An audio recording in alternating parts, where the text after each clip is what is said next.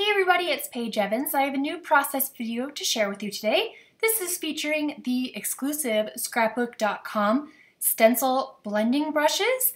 They're approximately 10¼ inches long, and they feature a round brush with a slightly pointed tip, super fine synthetic soft bristles. They're easy to hold, they're reusable, they're designed to not leave streaks on your projects, they're super easy to clean, and they've got a pre-drilled hole for easy hanging in your craft room. So I have die cut this flower background. This is one that I designed, and I sprayed the back with spray adhesive and I let it dry for a few minutes so it's not super sticky, and then I stuck it down onto a smooth white cardstock background, and now I'm using the Vicki Boutin crayons, art crayons, and I scratched them, or colored them onto a clear acrylic block, spritzed them with water, and now here's where I'm using the stencil brushes to pick up the paint and apply it over this cut file that I'm using as a stencil. And I picked a rainbow of colors. I have 9 brushes, but I picked a few more colors of crayons because I knew that I could wash the color out of the brushes and keep using them. And so basically I am picking up color and placing it over the stencil, making sure to spritz the color with water so that it becomes more like watercolors, picking up the paint and dabbing it on. And it takes me a while to color over this entire background. I want to say about a half hour, maybe 4 to 5 minutes, so not too bad. You could cut a smaller stencil, a more easy, not as detailed design. But I really love flowers, and I love all the different sections and how I can use lots and lots of colors.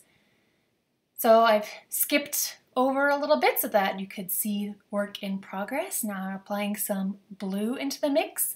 And in between the flowers, there's open spots, and here was a good place to add some green because there aren't any leaves on this flower cut file, but I still wanted to add green, and so I just added it in between the flowers. Finishing up the last flower now, and then I know it kind of looks like a hot mess, but just wait until I lift off the stencil and then you'll be wowed. So carefully peel it off. Ta-da! So that was really fun to make. It's a really unique background, and it was easy to create with these stencil blending brushes.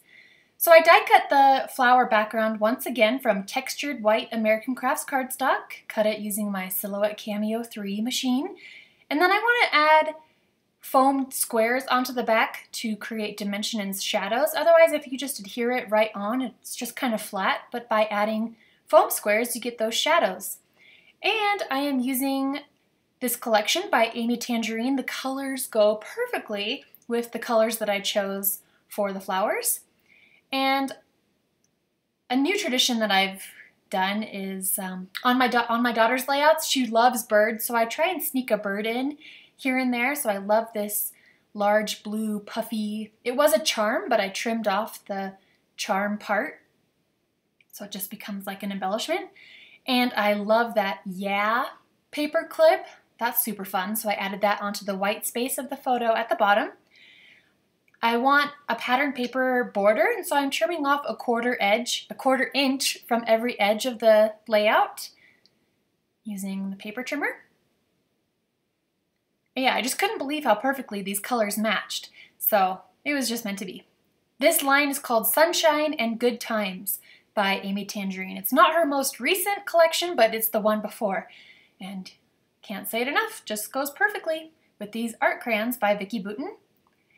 And so I'm matting the photo with this pattern paper, and now it's just time to move the photo and embellishments around and figure out where I want them all to go. This picture of Jane was taken on our walk home from school, and I thought she just looked so pretty. Oh, it was picture day, so that's why she's all fancy, and so I had to take a picture for myself.